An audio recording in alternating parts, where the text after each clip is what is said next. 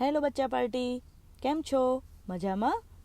મારું નામ દેવાંશી પંડ્યા છે અને વાર્તાનો ખજાનો .comમાં તમારા બધાનું ખૂબ ખૂબ સ્વાગત છે. તો આજે તમને જે હું વાર્તા કહેવાની છું એ વાર્તાનું નામ છે બોલતી ગુફા. તો એક જંગલ હોય છે. એ જંગલમાં એક સિંહ રહેતો હોય છે અને એક શિયાળ રહેતું હોય છે. બીજા બધા બી એનિમલ્સ રહેતા હોય છે, પણ આજની વાર્તા છે સિંહ અને શિયાળ વચ્ચેની. તો એ સિંહ હોય છે ને, એ એક દિવસ બહુ ભૂખ્યો હોય છે, તો હન્ટિંગ માટે નીકળ્યો હોય છે. આખો દિવસ એ બિચારો ફરે છે બધે, પણ એને કોઈ જગ્યાએથી એને ખાવાનું મળતું નથી. એટલે એ છેલ્લે થાકી જાય છે અને સાંજે પોતાની ગુફામાં પાછો ફરતો હોય છે. તો ત્યાં જ એણે રસ્તામાં એક બીજી ગુફા જોઈ. તો એણે જોયું કે લાઈને આ ગુફામાં જઈને જો કોઈ પ્રાણી હશે તો એને હું મારીને ખાઈ જઈશ. તો એ ગુફા પાસે જાય છે. તો એ ગુફામાં કોઈ હોતું નથી. તો એ સિંહ એવું વિચારે છે કે ભલે ને કોઈ અત્યારે નથી, પણ આ જેની બી ગુફા હશે, એટલે કે જેની બી આ કેવ હશે, એ એનિમલ અહીંયા આવશે તો ખરું જ પાછું રાત્રે, ત્યારે હું એને મારીને ખાઈ જઈશ.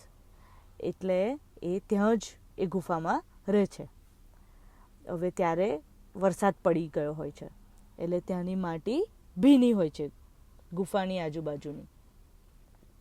એટલે ત્યાં સિંહના ફૂટપ્રિન્ટ્સ પડેલા હોય છે. હવે એ ગુફા હોય છે શિયાળની. શિયાળ એટલે કે ફોક્સની. તો એ ફોક્સ ત્યાં આવે છે સાંજે એની ગુફામાં રહેવા માટે પાછું. તો જુએ છે કે બહાર સિંહના ફૂટપ્રિન્ટ હોય છે. તો એ સમજી જાય છે કે ચોક્કસ મારી આ ગુફામાં સિંહ સંતાઈને બેઠો છે. સિંહ એને ખાવા માટે બેઠો છે. અને શિયાળ ચાલાક પ્રાણી છે, એને તરત ખબર પડી જાય, એ હોશિયાર પ્રાણી છે. એટલે એને ખબર પડી જાય છે કે સિંહ અહીંયા બેઠો છે. એટલે એ એક આઈડિયા કરે છે. તો એ બહાર જોરથી બોલે છે, ગુફા, ઓ ગુફા, હું આજે આવી ગયો છું, તું કેમ તારો દરવાજો ખોલતી નથી? તો એકવાર બોલ્યો. હવે અંદર સિંહ જે બેઠો હોય છે ને, એ વિચારમાં પડે છે કે આ શિયાળ કેમ આટલું જોર જોરથી ગુફાને આવી રીતે ગુફાની જોડે વાતો કરે છે. તો પહેલાં તો એ મનમાં હસવા લાગે છે કે આ શિયાળ કંઈ ગાંડો લાગે છે. પછી ફરીથી શિયાળ બોલ્યો, ગુફા, ઓ ગુફા, તું આજે કેમ કશો જવાબ બી નથી આલતી? હું આવ્યો તો એવું બી નથી કહેતી આવો આવો. તો સિંહને પાછું આશ્ચર્ય થાય છે, એટલે કે સરપ્રાઈઝ થાય છે કે આ પાછો બોલ્યો. ચોક્કસ આ ગુફા બોલતી હોવી જોઈએ. હવે ફરીથી આ શિયાળ ફરીથી બોલ્યું કે ગુફા, ઓ ગુફા, તું કેમ આજે કશું બોલતી નથી? કેમ આવો આવો એવું કશું જ બોલતી નથી? તો પછી સિંહ વિચારમાં પડી જાય છે કે સિંહને થાય છે કે આ ગુફા ચોક્કસ બોલતી હોવી જોઈએ, તો જ આ શિયાળ આવી રીતે બોલ્યા કરે છે. અને જ્યારે આવો આવો બોલશે ગુફા, તો જ આ શિયાળ અંદર આવશે. તો આમ વિચારી અને સિંહ રેડી થઈ જાય છે બોલવા માટે. હવે ફરીથી શિયાળ બોલે છે, ગુફા, તને આજે કંઈ ખોટું લાગ્યું છે?